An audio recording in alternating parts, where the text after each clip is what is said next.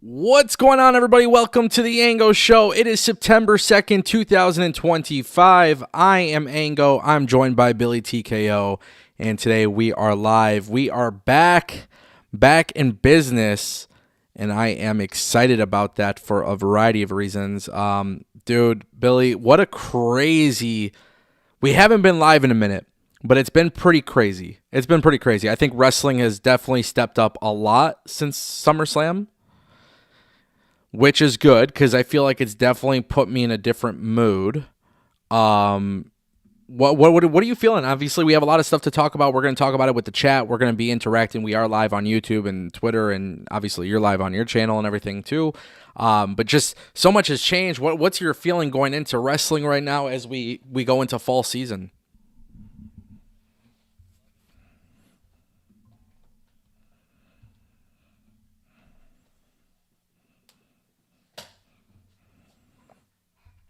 A little bit like, oh man, like what's it gonna look like, et cetera, et cetera. I'll tell you what, man, I have been a personal fan of everything that they're doing in the main event scene over on Monday Night Raw. Obviously it sucks that Cody hasn't been available as of recent. We haven't seen him much, so we miss Cody Rhodes.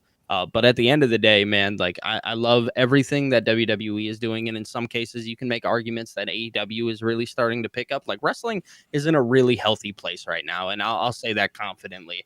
You know, if anybody feels a little bit different, well, let's talk about it. Yeah, no, for sure. I think it's definitely weird. I've definitely been in a lot better mood towards wrestling as of late. And I know you've just had a lot of stuff going on too that's kind of like prevented you from doing the live show at 12. And yeah, it's I miss that feeling because, like I said, wrestling is starting to pick up, and I miss that feeling of us just kind of like shooting the shit and talking about it.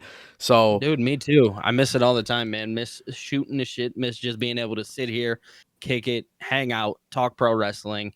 Like you said, man, yeah, sadly some personal things, family have prevented me as of recent, some big changes in my life and stuff like that. So we're getting acclimated and we're going to figure this thing out. You know what I mean? yeah, for sure. And dude, it's crazy too because I feel like right now we're at the pinnacle of like it's starting to feel like on the road to WrestleMania. And maybe I'm crazy, but we're not on the road to WrestleMania. We're actually on the road to WrestlePalooza and All Out, which I feel like this time of the year is when I actually start to feel the burnout from professional wrestling. I feel like maybe this is the time of the year where it's like, okay, can we get to the Royal Rumble?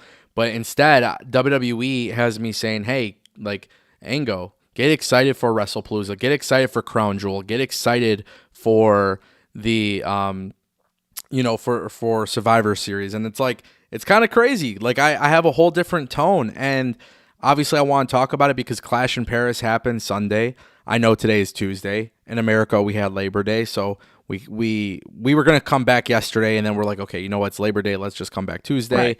Right. But when you look at Clash in Paris, when you look at leading up to Clash in Paris, when you look at, honestly, both companies, WWE and AEW, I've just grown to accept what is different about AEW and WWE. And it's just like, I just think WWE has telegraphed better long-term plans, and I think they are more focused long-term than they are in the short term. And me and you have talked about this years ago where, hey, sometimes that could be a problem, right? Sometimes it could be you're taking too long to get there. And I feel like right now we're starting to see some of the fruits of WWE's labor of being long-term invested, especially with like the Seth Rollins and CM Punk storyline, which, as you know, has been going on for a long-ass time, but WWE still finds ways to keep it fresh. And then, of course, it just seems like it just seems like right now it's like WWE is stacking the deck, right? Let's just call it what it is. AEW All Out is happening September 20th.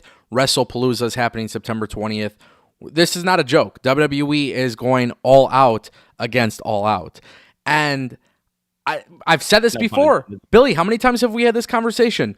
This is what you need to do. You need to go head to head. You need to have competition because it forces you to put out a better product. And I think WWE has been in a position where they're making me happy as a fan because of the fact that they are actually stepping up. And I think AEW not only forces them to step up, but it has forced AEW to step up, which correct. Yeah, I mean, we'll kind of get into it, but I think obviously the main talking point to begin, we're going to talk about some new WWE signings in a little bit and stuff like that. But the thing I want to kick off, Billy, Yeah. we saw the tease. WWE isn't necessarily hiding it. They're not being. It's not hush hush. Nope. Technically, there is no confirmation, but we saw on Raw as well with CM Punk talking to Adam Pearce. Where is SmackDown this Friday? Chicago. I think it's very clear we are headed towards the return of AJ Lee. And me and you have not talked, but we have talked about this about a year ago. We actually did live streams going into the road to WrestleMania saying, hey, I think it's going to be AJ Lee returning. We've heard rumors that she was on her way back. She's training. She's getting healthy and ready for wrestling. Hey, there's a rumor that she's getting ready. Do you think we see Seth Rollins and CM Punk versus AJ Lee and Becky Lynch, like tag team match?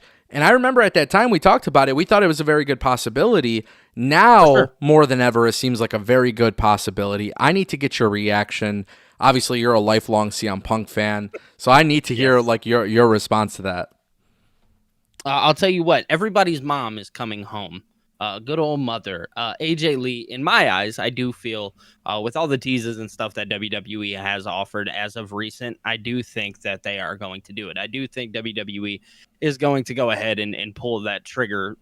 That this is the one thing that WWE's always kind of had in their arsenal, right? They've always kind of had it lingering in their back pocket, at least for the last 2 years since CM Punk came back, because everybody was so excited when Punk came back and was, oh my God, Punk, Punk, Punk. And then immediately following, what happens is things tend to die down, right? They tend to relax a little bit. And then CM Punk just becomes a part of the brand. Well, there is one piece of CM Punk that was always missing, and that one piece being AJ Lee. Yeah. And it now more than ever, because here's the thing. Yes, we have talked about it, and you can go back and look at past live streams that you and I have done. You can go back, you can hear everything that we've discussed and how we've talked about it, blah, blah, blah. Now more than ever, WWE must deliver. It's not WWE needs to deliver. It's not that, oh, they should deliver. No, WWE has to deliver. And the reason why I say that they have to is because the teases have been so heavy, right? CM Punk goes up to Adam Pearce after, Seth and Becky leave the building. Oh, where is it at? Oh, it's in Chicago. Tremendous. Taps him on the shoulder. That to me is a signal. And if we talk about my reactions and stuff, I'm literally a live reactor. You can go watch my reactions to Clash in Paris when you heard Seth Rollins say, I hate you and I hate your family. Boom. It was right there in that moment. He had never really brought up Punk's family up until this point. Maybe there had been some things, but never at the degree of I hate them, right? Yeah. So now more than ever, WWE must deliver. They have no other option. It is AJ Lee or fail here. I've seen people online being like, oh, well, what if they go with like, oh, Rhea Ripley or Nikki Bella, et cetera, Bailey, whatever. I understand where people are coming from, and you don't want to get your hopes too high. I understand because WWE has, in some cases, let people down. At the end of the day, this is one of those scenarios where I am going to get my hopes up. I'm going to say and put it on my back that this is going to happen, and understand that, okay, when this happens, it is going to be a huge moment. This is the one thing that WWE held in the back of their arsenal, and they have been waiting for this moment for a long time. I can imagine Triple H, Nick Khan, whoever picked up the phone call, called AJ personally, sat down, had a conversation. They worked this out because now they've teased it. It's there. It's in Chicago. It's in CM Punk's backyard, which is now, I know it's not New Jersey, but it's AJ Lee's backyard, right? This is now her backyard. She definitely lives there with her husband. Yeah. There you go. Now they have to do it. There's no other option. If they don't, it's a fail. Yeah. It is a fail in my eyes. No, I think that's really well said. I think this is where you got to kind of be careful, right? Like we saw what happened with The Rock, right? And The Rock and Travis Scott. And that was such a big letdown for John Cena's heel turn. And so I feel like WWE, there was already a little bit of doom and gloom with that particular storyline where it's like, okay, now you're making the teases obvious with AJ Lee. You have to deliver AJ Lee. If you don't deliver AJ Lee, this is the second massive thing that you've done in the one calendar year. And listen, AEW and WWE, let's just call it what it is. You are going to fuck up sometimes, right? This is just For sure. this is the way it is. You're not going to be 100% perfect. This is every company. But when you've already had such a big fuck up like the one that you had with The Rock and Travis Scott, basically ruining the one thing that people were excited about. Because here's the thing: for years and years and years, we were excited about a John Cena heel turn. The heel turn was executed perfectly. The run right after that was kind of shit. I don't want to say shit. It wasn't. It just wasn't like with the way they did it. It just didn't have a great follow up that made me excited. So now, correct. You can even go look at John Cena. He said it. Yeah. It was a failure in his eyes. Yeah, so now when you look at AJ Lee, this is the second thing for a very, very long time we've wanted AJ Lee to come back. If you start teasing it and you start kind of building towards that, you're kind of screwing everybody's hopes and dreams if you don't deliver what you're kind of promising, right? So, Right. yeah, I think WWE really can't afford to fuck that up. I think WWE definitely has to be careful here. But I do believe, Rhea Ripley's busy. I think, I can't remember who put it in the chat, but I think it's a very good point where it's like Rhea Ripley is busy with Kairi Sane and Io Sky and the Asuka thing. Their own thing going. They got their own thing going. Nikki Bella and Becky Lynch, I'm sorry, they weren't really that fun to watch at Clash in Paris. Nope. The storyline was fine, but I just think the match wasn't. It was definitely just like a whatever thing. And so to me, it's like if you bring me Rhea Ripley and CM Punk, yeah, not a bad thing, but I don't think you need to do that. And obviously with Nikki Bella and CM Punk tag teaming, it's just not something I'm interested in 2025. But obviously AJ Lee, we know, I think most people would be excited about. And the cool thing about AJ Lee returning at WrestlePalooza now kind of sets the tone of, well, what can you do for WrestleMania next year? What can you do at Crown Jewel? What can you do at Survivor Series? What can you do in this particular situation with AJ Lee moving forward, right? And so that's why I personally am excited about this. I think this could be so good, but I think you're 100% right. If you don't deliver AJ Lee, you have failed. Now, that leads me to another question, Billy, and I need to hear genuinely how you feel here because WWE ain't doing this on accident. No. Should AEW be worried about AJ Lee returning to WWE at WrestlePalooza? Okay. All right. So, funny enough, you're not the first person to ask this question. Yes. And the reason why I say yes is if I'm an avid TikTok user, I'm not afraid to say it. I am. I scroll TikTok. I'm on TikTok, I'm scrolling, and I'm not saying that TikTok is the main audience. I'm not saying that X is the main audience. I'm not saying Facebook, YouTube, wherever. I'm not saying all those things are the main audience. But what I'm seeing is a slew, like a legitimate slew of things being like, okay, I wasn't going to watch WrestlePalooza. In fact, I was going to spend the $50 on All Out. But with all these hints, and if they bring her back on Friday, because this is one thing that I said, you can't surprise people at WrestlePalooza. You can't do it there. It has to be Friday. The reason why you can't do it at WrestlePalooza is because if you wait till then you're not counter programming, right? That's not a counter program. Counter program is already having the match set and making it that big of a deal, right? Look at when they brought Punk back. They brought him back on a random rampage in AEW, and then they had his first match be at All Out, right? Mm-hmm. They have to do that same method with AJ Lee. Bring her back on this SmackDown, this random SmackDown, make it a big deal, and then let's get to the match at WrestlePalooza. So do I think that AEW has to be worried about AJ Lee? I'll be honest with you. When you think about ESPN, when you think about the big talking point of ESPN is lapsed fans, when you think about lapsed fans, what do normally typically most of them do now? They watch ESPN. They watch sports, right? We've all grown up a little bit. At least in my age bracket, from what I can remember, AJ Lee was one of the last people that I remember seeing on my TV when I took my break from pro wrestling in 2012 to 2016, whatever it was, right? Mm-hmm.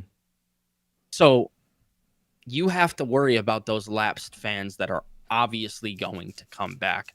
So in my personal opinion, yeah, I do think that AEW needs to be worried. I don't think they need to be worried in the sense of like, oh, WWE is going to outsell us, like, you know, maybe with pay-per-view numbers and maybe their subscription service goes up. Like that was always going to be the case, whether AEW was there or not. I hate to be the bearer of bad news to everybody. Yeah. but that was always going to be the case. But when it comes down to a favorability standpoint, yes, you should be worried. Edge and Christian is great. Cope and Christian versus FTR is great. Yeah. At the end of the day, that is not going to cut it. It's not. It just never was. Yeah. You know what I mean? Yeah. So, yeah, I do think AEW in some sense needs to be worried. And shout out to Eric Scott for subscribing over on my channel. Appreciate you, brother. Yeah, so here's the thing, man. I don't think AEW needs to be worried in the sense of like, I think anybody who's going to watch AEW is going to choose AEW. That's correct. And anybody who's going to choose WWE is going to choose WWE. I think this is an opportunity, though, for WWE to once again steal the headlines, which I want people to be pretty, like, knowledgeable about this idea, right? Mm-hmm. WWE, or not WWE, excuse me, UFC, there are tons of major players in the world of MMA, okay? PFL, they're paying people. There's, ONE FC. All these other companies don't level up to UFC in terms of how it's ran as a business. They just don't. The same could be applied to the wrestling business. No other wrestling company handles their business as best as WWE. I think there's just too much factual information to support that argument. There's too much. There's too many things that TKO is just simply doing right. And I'm not talking about like some tribalistic thing. I think when you look deep down inside, there's nobody that's going to touch the UFC and there's nobody that's going to touch the WWE. But the thing that I've learned about MMA companies is that the UFC has done a terrible job of preventing other companies from popping up.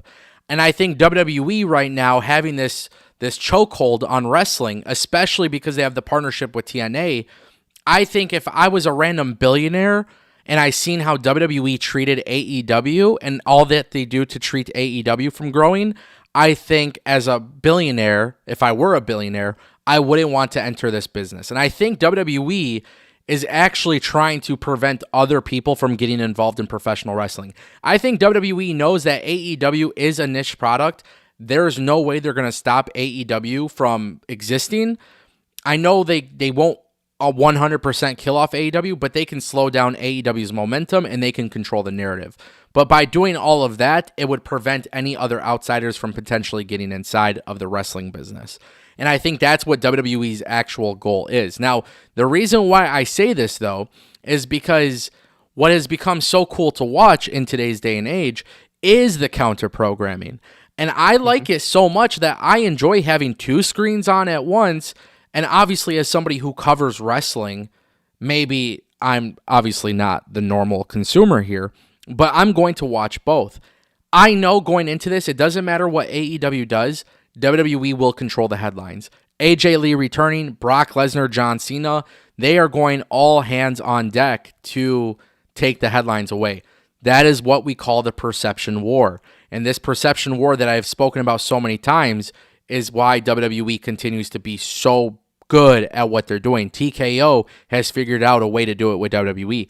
They have not figured out a way to do it with the UFC, but it is much more difficult to do that with actual fights because UFC doesn't have the greatest MMA fights, right? But they have more of the stars. They have more of like the publicity. The brand is strong, whatever. But you could go on Twitter and see a whole bunch of indie companies or international companies where they have way better knockouts or way better submissions or whatever it may be. But guess what? UFC controls the narrative that they are MMA. But they cannot stop these other companies from popping up. WWE has figured out a way to basically prevent all these companies from stepping up. Now, the reason why I even asked that question to begin with is because if you look at AJ Lee and her return and Brock Lesnar and all this stuff, I don't think there's anything AEW could physically do on a scale that will be more popular than what WWE does. Now, if you want to talk about match quality, I think there's a lot of things you can expect from AEW, and that's what makes AEW even survive, to be honest, is the fact that they have good match quality. But for sure, that's the thing, right? The argument is AEW shouldn't be worried. I saw a Twitter thread, by the way, and I'm going to bring this up to you. Somebody had a Twitter thread. I don't remember who it was. It was on my For You page, but it went viral. And the Twitter thread basically was saying, hey, should AEW move nights? Or should they change the time and make it earlier? And I see a lot of people are like, no, AEW should not be WWE's bitch. They should confront them head on.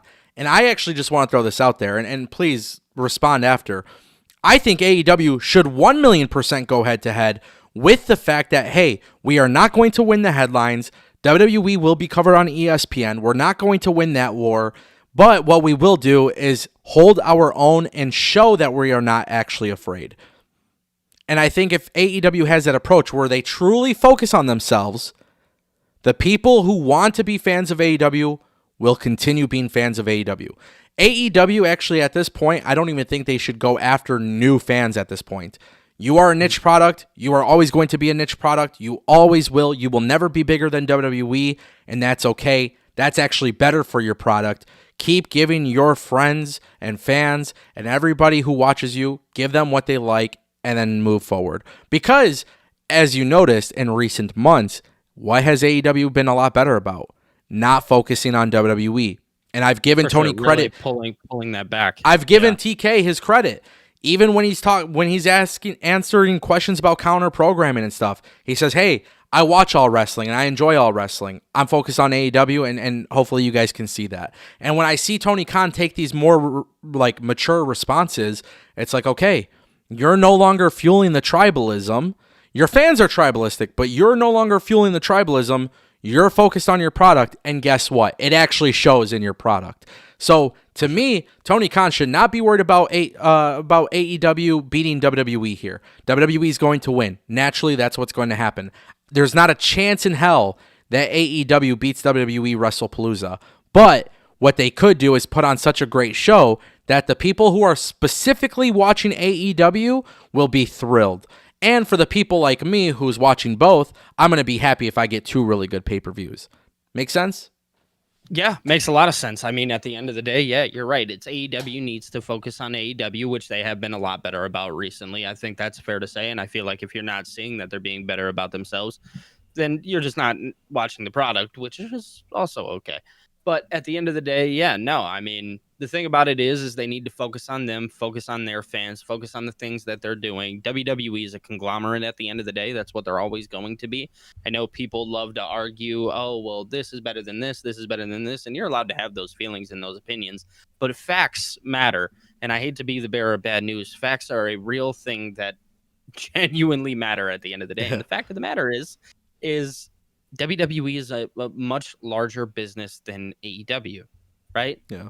AEW hasn't had the time. AEW hasn't had the momentum. AEW hasn't had necessarily, if you really think about it, anything that WWE has had. Yeah. And that's okay. There's nothing wrong with that because kind of like you said, you know, these companies are allowed to exist. There's nothing wrong with them existing. There's nothing wrong with it. It is perfectly fine. In fact, me personally, I love that AEW exists. Because I'll tell you what, guess what? I'm a pro wrestling fan, right? Guess who I'm a pro wrestling fan of? I'm a pro wrestling fan of Will Ospreay, right? And I can't watch Will Ospreay in the WWE right now, so guess who I have to go watch? I have to go watch AEW because I'm a fan of Will Ospreay. Yeah. Okay, I'm a fan of MJF, right? Where is the only place that I can find MJF right now? AEW. AEW. So therefore, it makes me happy that these companies exist. But just look at the facts and understand the facts.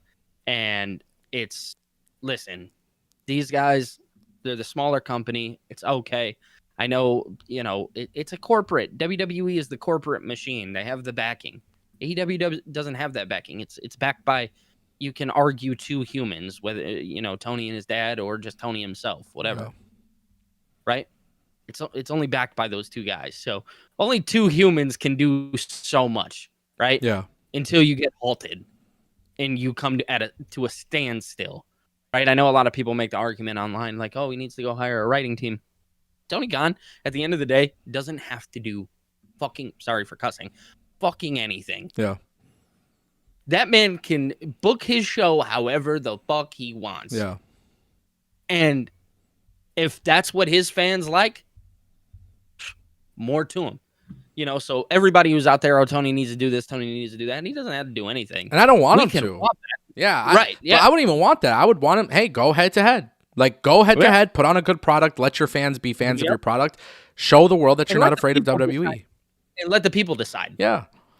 And that's the thing, right? Like, it's you already know you're going to lose. You're not going to win. You're going to still perform well. WWE might cut into your pay-per-views, possibly, but pay-per-view buys. But, like, I don't think there's anything wrong with standing your ground. And then at the end of the day, when you're in that post media scrum, when people ask you about WWE WrestlePalooza counter programming, say, hey, no, I didn't have a chance to watch it, obviously, because we were doing this. Congratulations to them for their deal with ESPN, but I'm focused on AEW. I thought we delivered one of our best shows of the year. And it's like Tony Khan, like I said, I give Tony Khan a lot of props because these were things that, especially years ago, I was very harsh on it because I would say Tony Khan probably shouldn't answer questions the way he was answering questions because it didn't help his business. And at the end of the day, like, Tony Khan is a fan. I always respect somebody who gets into the wrestling business because they're actually a fan of the wrestling business. There's too many carnies with money who want to get in and they fail because they don't actually love wrestling. They see it as a business. Tony Khan truly is a fan of wrestling and he is a businessman. So for him, there is that passion. He's made a lot of mistakes. He's made a million mistakes since starting. That's expected.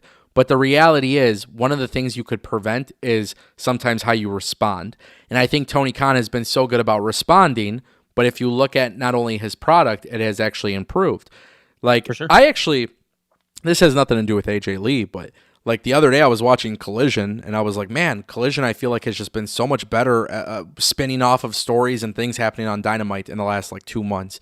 And then of course we have the vignette after for Hologram's dark evil, opposing opposing character, right? And it's so crazy because I swear, dude, I posted on Twitter, I literally just said fire. El Clone is being played by Arez, I think was the name of the luchador. Mm-hmm. But El Clone is like this evil version of Hologram. Now, some people really hate this, and they hate the fact that I like it. But, dude, this is the kind of shit that I like in wrestling. It's like... But, yeah, dude, so simple. Yeah, it's like simple shit. And like people kind of got mad at me and they're like, oh my God, bro, like how can you say this is fire? Because I think it's fire. But that's the good thing. Like the thing is, like when I watch a product that's catered to me, I feel much better about it. And I feel like Tony Khan has been doing that. And I feel like WWE's been doing that. And that's why I think our mood, especially starting off the show today, I was very clear. Like, dude, I just feel so much better about wrestling in general. It's weird. Like you had a lot of stuff going on, and then I tried to do a couple live streams solo here and there, but I wasn't enjoying wrestling as much as I was. And yes, we could have talked and we could have reviewed things and talked about things, and they would have been great discussions for sure. But it's like, am I really enjoying what I'm watching right now? And I feel like WWE and AEW in that time period has been doing some cool stuff, but I just felt like me personally, I was not like really enjoying it. Now, as I continue to watch and watch and watch, I'm happy. So it's like, yeah, dude, WrestlePalooza, give me WrestlePalooza, give me AEW All Out. Tony Khan, you know what? WWE stacking the deck. They got Brock Lesnar. They got AJ Lee. I don't care if the internet hates Brock Lesnar, because guess what? There's like 40,000 paying fans that want to see Brock Lesnar. Like, it's not for me to be the judge, right? It's just for me to sit back and observe and watch. And it's very clear WWE's going to stack the deck. So if AEW puts out a shit card, then they're really screwed. But if they put out a good product against WWE, you're not going to be talked about more than WWE, but at least you're fulfilling your fans and you're making your fans feel like they got their money's worth, right? And for sure, let's just call it what it is too. I think people can't forget about this aspect of things. WWE on Netflix, very big deal. WWE WrestleMania, very big deal. Like there's certain marquee events. Now, when they went first on Peacock, very big deal.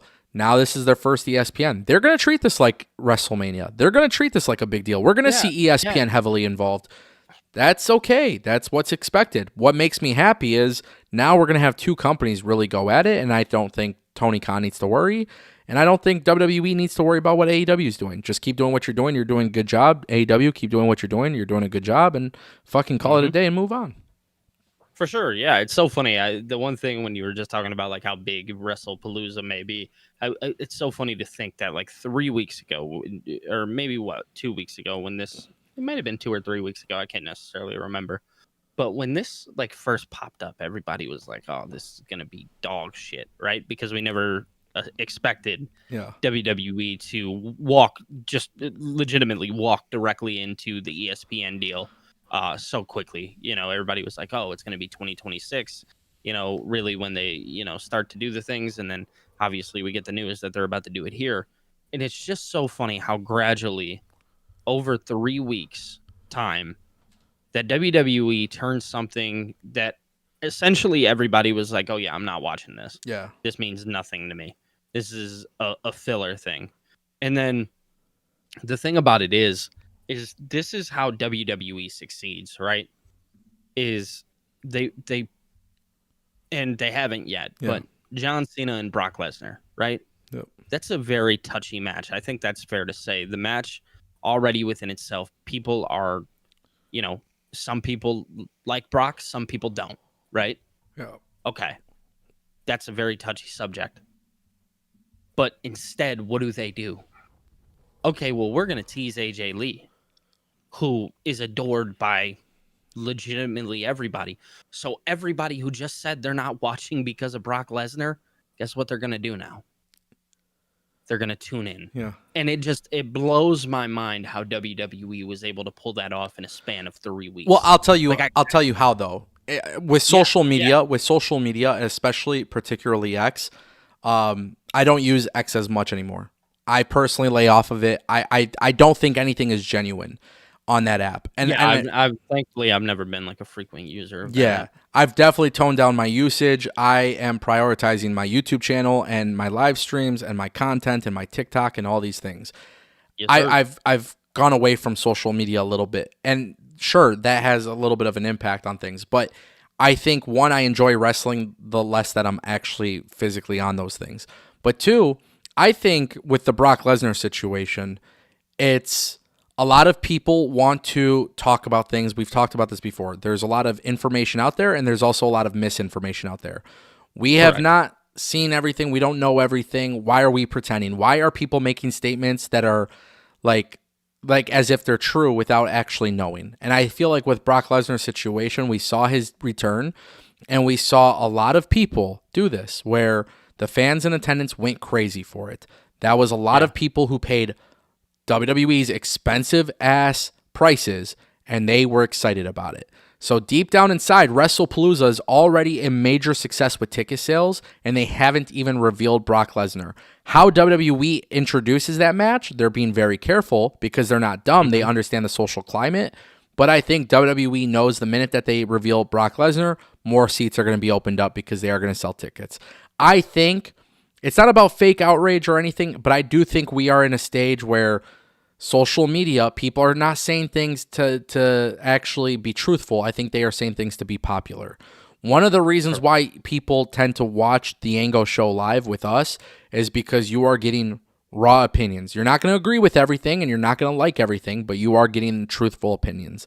And I think on social media, people want to talk about Brock like as if they know everything and as if everything they're saying is 100% true. And then when the fact checkers come out and then they don't like it, whatever it may be, I'm not making excuses for anything. But what I'm saying is I don't think a lot of the reaction is actually genuine. And the reason for that is because there was a lot of people and PW Finesse is a great one. Shout out to PW Finesse because I'll drop names too.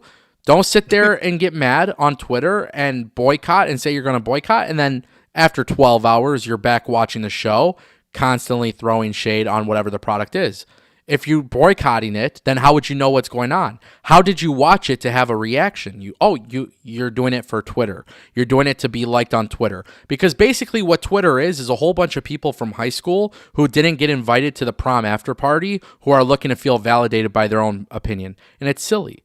And at the end of the day, what it really has come down to is Brock Lesnar is going to move tickets. People are interested in Brock Lesnar. On a moral compass, on a personal level, people have the right to decide how they feel, how they want. I'm not saying yes, I'm not saying no, but the truth is people who are buying tickets are excusing it, and they're willing to watch and they're willing to tune in.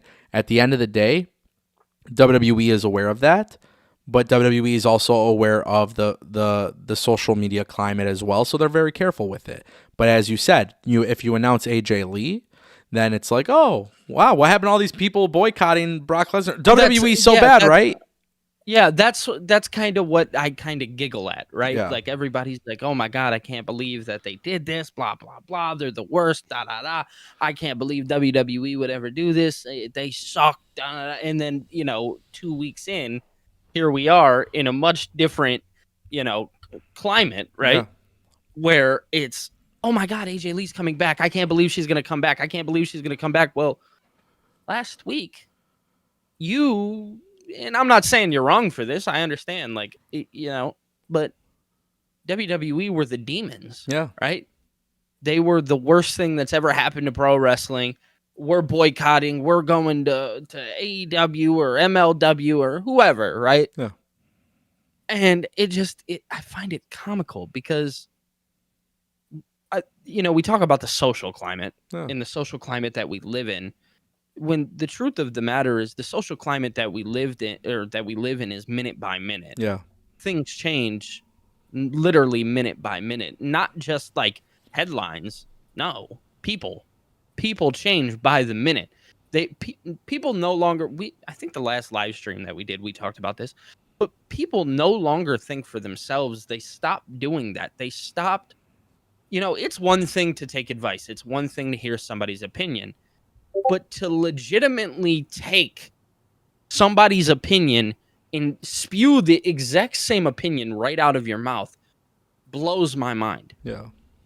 And then a week later have to come back and be like, "Oh man, did I say it like that? I didn't mean to say it like that. What I really meant was, like, dude, it blows my mind and it doesn't make sense to me, and I'll never understand people for that reason alone. But yeah, no, man, when it comes down to it, people will just, I mean, MJF, he cut that promo so many years ago, right? Yeah. Your opinion, at the drop of a dime. Yeah. It couldn't ring any more true, whether it be AEW, whether it be WWE. People just love to ring certain opinions. Everybody wants to be the moral police, Yeah. right? And everybody wants to go out there and just be right about everything. And it's like, you're not going to be. I hate to be the bearer of bad news, but this is real life. And in real life, you're never going to be right. None of us are perfect. And I'll tell you what, just to give everybody a glimpse of what I'm talking about, I don't like Brock Lesnar. I don't. Yeah. I disagree with the morals. There you go, right? But I am willing to sit here and be like, okay, well, I mean, I'm not the fucking moral police. I'm not going to sit here and tell you what's right and what's wrong. I'm not a fucking judge. I'm not none of that. I don't know anything. Yeah. I don't. And I'm not looking to know anything. Yeah. Right? I'm just going to watch the show as it is. Because you're watching a wrestling TV show. Yeah. Boom. Boom. If I wanted to watch Fox News or CNN, I promise you I'd do it. Yeah. Yeah, I get it. I think it's very fair. We did get a couple super chats along the way, and I do apologize, guys, because normally we read the super chats as they come in, but we've just been deep in discussion. We do have a lot more to talk about. I want to give a shout out to Keith B. He dropped a $1 super chat, but he didn't leave a comment with it. But shout out to Keith. Brian McCaddy dropped a $5 super chat. He says the only thing AEW could try and do to counter AJ Lee is bring Beth in for Copeland. It's an interesting idea. I don't think Beth Phoenix is going to be as big of a deal as AJ Lee, just because of the fact that we saw Beth Phoenix in recent years in some capacity with WWE, especially with like the Judgment Day stuff with Edge and whatever. But I will say this. I think AEW should have brought Beth Phoenix in just in general, just because I feel like she would be a great coach and advisor to the women's division. So if they wanted to, I mean, Beth Phoenix is not going to steal the headlines, but yeah, I think Beth Phoenix being involved in AEW in general, I've said for years, would be a great idea. Even when Edge left WWE and went to AEW, I always said they should bring her in. So it's not going to really hurt WWE by bringing her in, but I would like to see her come into AEW, and if that's when they want to do it, I think that would be kind of fun. I'm not opposed to that. What do you think, Billy? Yeah, no, I'm not opposed to it either. I mean, obviously, this one's kind of simple, right? Beth Phoenix doesn't have the gravitational pull, literally, that AJ Lee has. Yeah. AJ Lee, at this point, feels like a myth. Yeah. They did Edge and Beth Phoenix in WWE only a couple years ago, right? Yeah. It doesn't feel as mythy as AJ Lee. Yeah. So I don't think it gravitates. Could it be something big? For sure. Absolutely. Do I think it's ultimately going to win AEW over with the fans? No, I don't. People are going to tune into AJ Lee before they tune into Beth Phoenix, and that's just the raw actual facts. I agree. So yeah. Oh, excuse me. We're over here on my channel. I have I decided to do something cool with my subscribers. We started a fantasy football league. So we have our draft today before my NXT watch along tonight.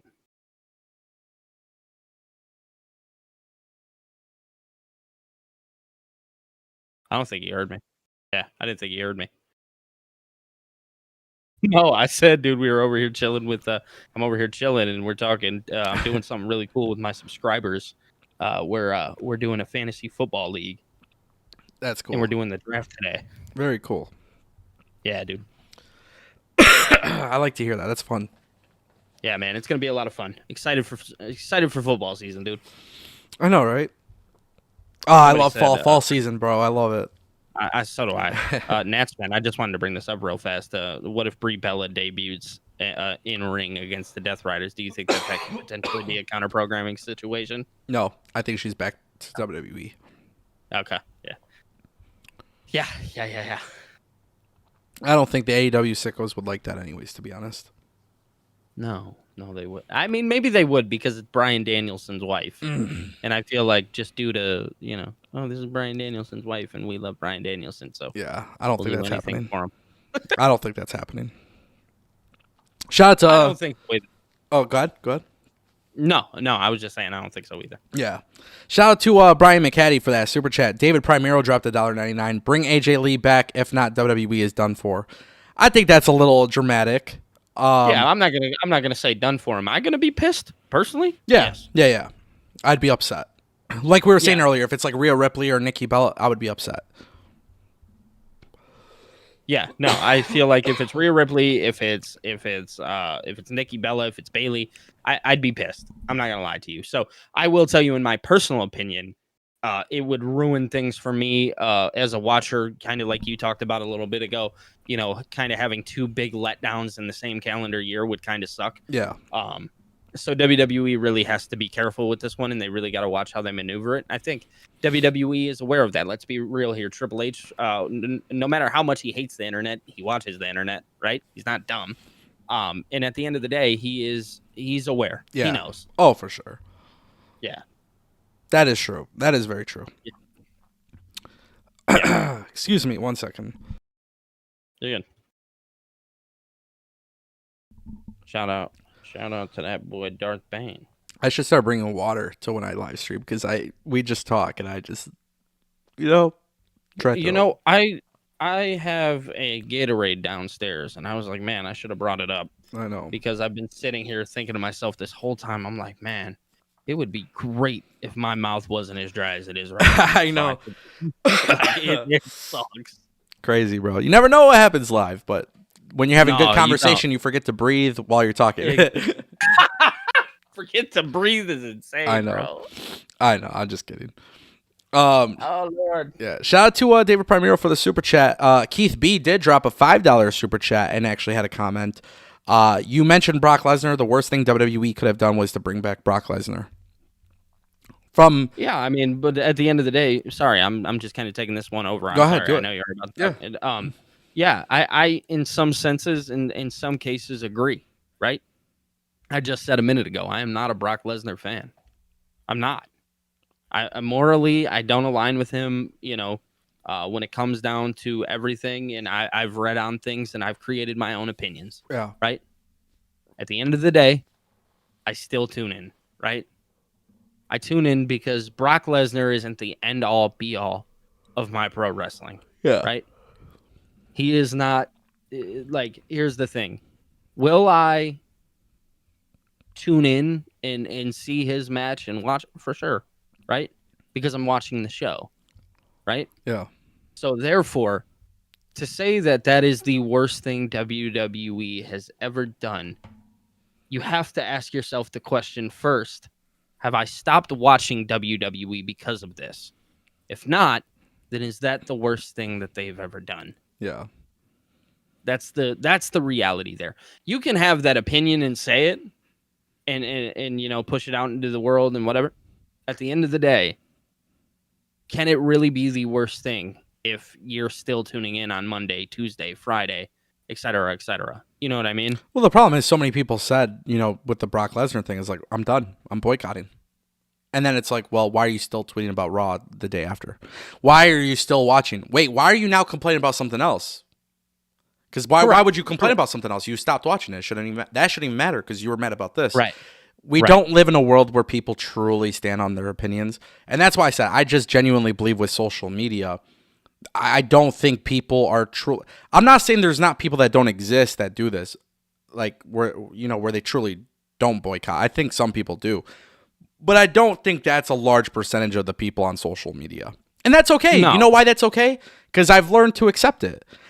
I've learned to accept it for so many years. I mean, there's been so much outrage. I mean, even Ryan Satin at this point is putting out tweets about things with WWE, AJ Lee. I wasn't really a big fan, blah, blah. It's like, okay, no, that's cool. I get it. Everything that like you would have been happy about before, now you're not happy about it because you're not really a fan of CM Punk anymore or whatever. It's like, that's cool. At the end of the day, people are going to have their own opinions. They're going to tweet their own stuff. And I've learned to realize that most people aren't just being authentic. And, I'm not saying you guys have to like my opinions. I've made that pretty clear for my entire run doing YouTube. You're not going to like my opinions, and I don't want you to like every opinion that I have. But just understand it's my opinion. I'm going to stand on my own. You have never seen me switch up in the last 6 years that AEW has been around. I'm proud of that. Why? Because I truly stand on my own opinion. So, like, some people will, some people won't, and you've just grown to accept it the way it is. That's the way the world works, and you can't really buy too much into it, and you can't give it too much attention. But to be fair, Keith, regarding your super chat, whether I like Brock Lesnar or don't like Brock Lesnar doesn't matter, because analyzing the situation, there are a lot of people who truly just don't give a shit. And at the end of the day, those are the people that are buying the tickets, and those are the people that WWE wants to buy tickets. So it's not who they cater to at the end of the day. Yeah, they cater to the actual consumers who spend money, and that's what makes TKO such a smart business. They really just the thing is, it's like you have people, and I've seen this with my own eyes, where you have people like, hey, I'm not cool with Brock Lesnar, but then here they are tweeting about Conor McGregor potentially fighting at the White House. It's like, where's your moral compass? Hold on. Where's your moral compass? You guys have learned to understand that not everything, it is the way it is. Right. But I understand why WWE is bringing back Brock. I understand why Brock. Oh, trust me, ESPN immediately after when they're covering that Brock Lesnar stuff like crazy. Why? Because ESPN no longer cares. So. And the crazy part is like who's gonna be, dude. Stephen A. Smith is gonna be there. Yeah. He's gonna talk about it. That's a huge name. Yeah. Right? Yeah. WWE knows what they're doing. Come on, guys. Let's not be foolish. Let's not be silly. Let's not be stupid. Yeah. WWE knows what they're doing. Like you just said, bro, at the end of the day, the last thing, WWE, the only thing that they really care about is that consumer. Because we're going to watch no matter what. Yeah. Dude, they know that the people online hating on them are going to watch. Yeah. That's the thing, right? To everybody who's, this is it. I'm done. Mm-hmm. When? Till tomorrow? You done for the next 6 hours because the show ended? Like, come on. Let's be so for real right now. Yeah. Like, it blows my mind. Just kind of, you threw a couple names out there. This man's been dropping names all day. There's a list of them. I don't care. I think everybody wants to put on a performance. That's what it is. Everybody's putting on a performance. Everything is performative. Everything is a performance. Yeah. That is the easiest way to put it. It blows my mind. I find it hilarious at the end of the day. Yeah. I think it's funny. I laugh. I joke. But at the end of the day, it's pro wrestling, man. Yeah. Pro wrestling. I think it's really easy if I really, really, really wanted to, and I've told this before, but if I really wanted to just fake everything for social media, I could, because I think a lot of people, I think it's actually much easier being performative than it is being authentic. Correct. So for me, it's like I could see how people do it and why people do it, but because being performative, you don't have to think for yourself. You don't have to think outside of the box. Yeah. You don't have to, all the opinions are already there for you. Yeah, exactly. So they already exist. There's just a lot to it. Shout out to Keith B for the super chat. Thank you for the $5 super chat, my friend. Luke Newman dropping $1.99. He says, I wish AEW did more with Josh Alexander. Yeah, I mean, it was kind of written on the wall the minute that he went there, kind of how it would be. I like Josh Alexander a lot as a performer. I don't know what it is about AEW and the way that they book former TNA talent. I think I have a very hard time understanding. Um, one thing that I was really upset with AEW about was like bringing Wardlow into the Don Callis family, and Josh Alexander's been in the Don Callis family, and there's just a lot of guys in this group, but like I don't think a lot of them have substance. Kyle Fletcher, on the other hand, is one of the goats. I really love him, so it's like I don't know, man. Like there's some stuff that's happening in this group. I'm a huge fan of Konosuke Takeshita. I wish there was a lot more being done with a lot of the guys individually in the group, as far as them all being in the group. That's the problem. That's the key kicker. Yeah. So it's just that's kind of how I feel about it, which kind of sucks. Luke Newman did follow up with 2 more super chats on the same thing. He said $1.99. I feel like Josh Alexander is just another guy. He had a spelling mistake on that one, so he dropped another $1.99 to correct the spelling mistake. But basically, Luke Newman is saying, I feel like Josh Alexander is just another guy. And he is. And, the thing is, it's kind of hard when somebody comes in at the top of a company and then they go to another company and they're just another guy. I think it sucks. For sure. Whether people agree, disagree, go off, I don't care. My point is, we saw this happen, with Taya Valkyrie and Deonna Purrazzo. They were also at the top of TNA, came to AEW, Ring of Honor. They're not really relevant in any aspect. Josh Alexander is not really relevant in any aspect. But I think one thing I will say is this. Long term, there's always a way to flip it. Because Swerve Strickland came to AEW and was just another guy, and eventually they figured it out. So there is proof that Tony Khan could eventually figure it out. But I just think as of right now, I'm not a fan of the way they're pushing him or the way they're utilizing him. And that sucks, right? Like, I think, you can have the argument with Speedball Mike Bailey, X Division champion in TNA, wasn't really at the top of the card, but a great performer. He comes to AEW, and he just has great matches. Anybody who's ever known Speedball Mike Bailey, whether it be TNA or things that he did in the Indies, everybody knows that's his thing. He's just a good wrestler. Win or lose, it doesn't really matter. You just enjoy watching him. So him going to AEW felt like a lateral move. Josh Alexander going to AEW kind of felt like a downward issue. Like it was a problem. Yeah, I agree. Shout out to Luke Newman. Billy, I want to touch on something. I did talk about it in today's video. So I did get a video out earlier this morning for the morning upload, and there was a report that the Righteous are headed to WWE. So I want to talk to you about this. Basically, with where we're at in the situation, the Righteous are apparently joining WWE. Fightful had made the report that the Righteous are basically telling indie companies, hey, we're no longer taking bookings. The belief is that they will be joining the WWE in the near future. Now, one thing that's really not being talked about is Karrion Kross. He hasn't re-signed with the company, but he obviously teased a lot of stuff with the Righteous.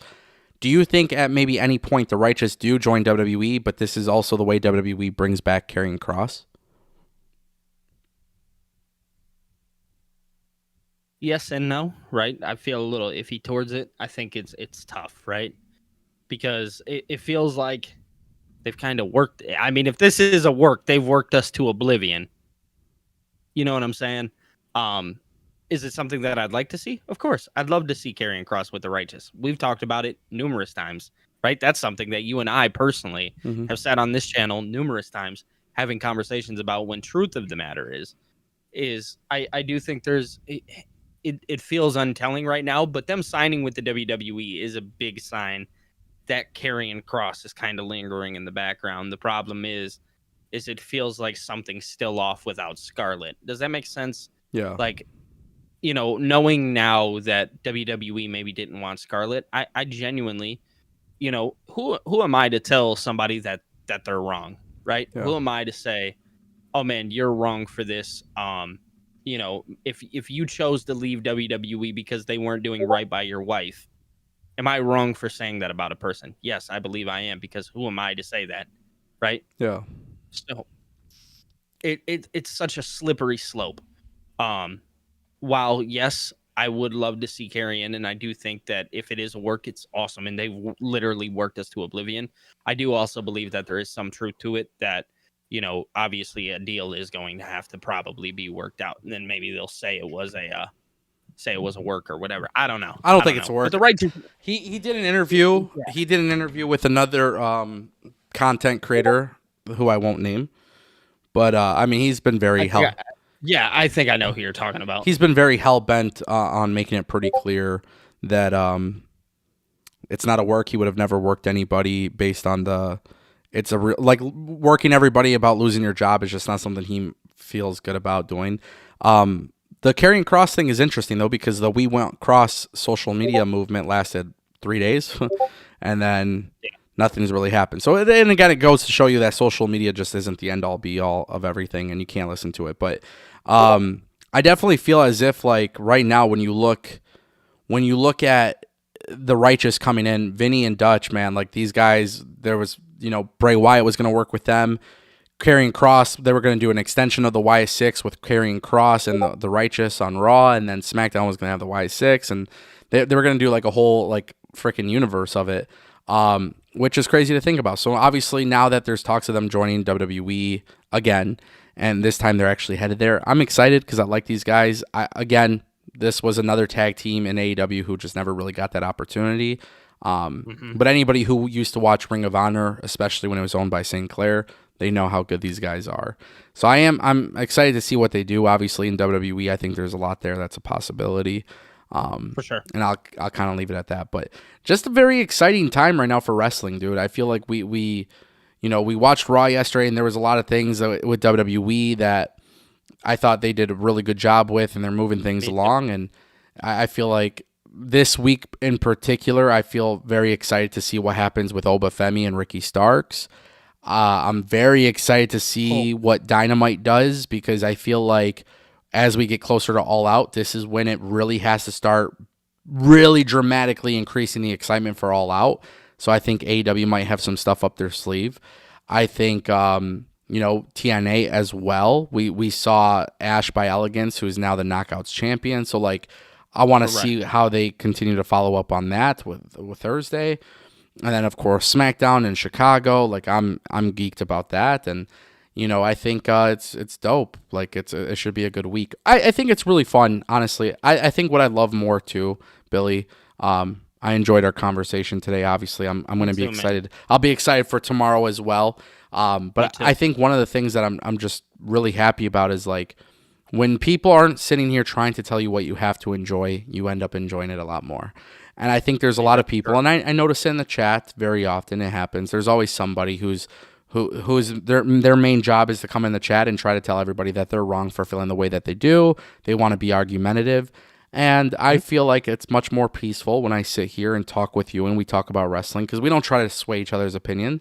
But nope. I think it's a lot more fun when you actually just watch wrestling without having some geek tell you that you're wrong for liking what you like.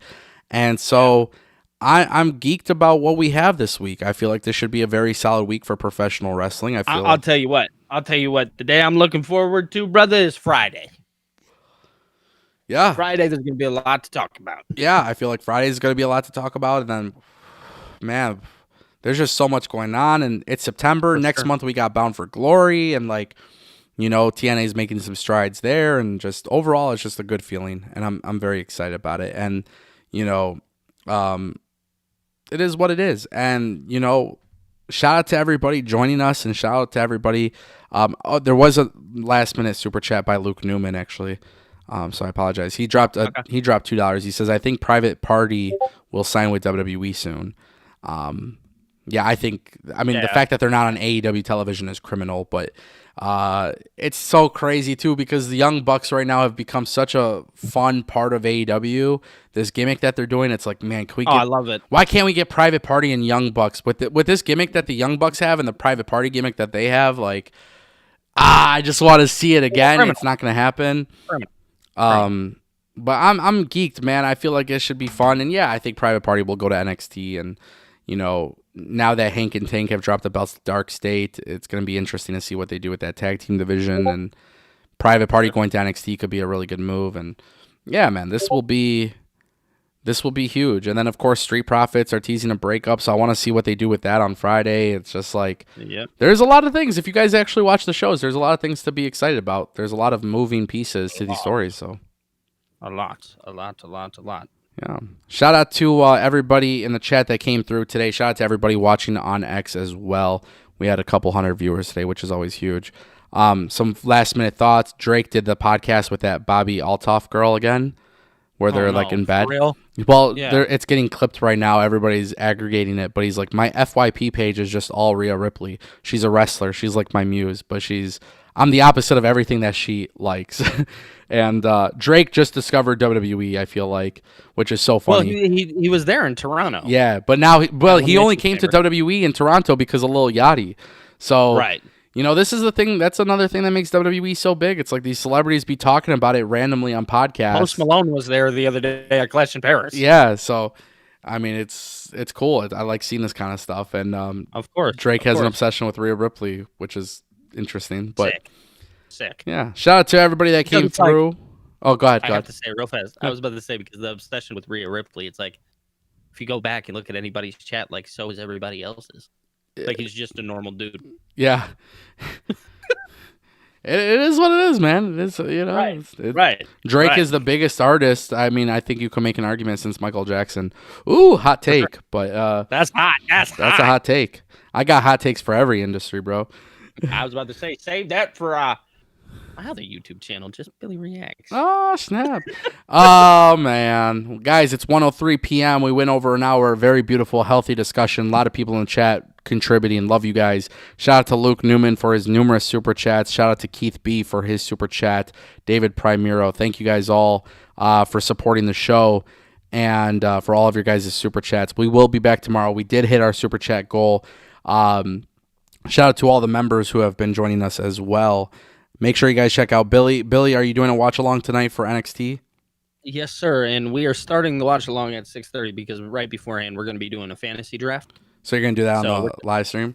Yeah, we're going to do it on the live stream. Bet. Do you guys have room for one more? Dude, do you want to join? I kind of want to do fantasy football. Bro, yeah, please join, dude.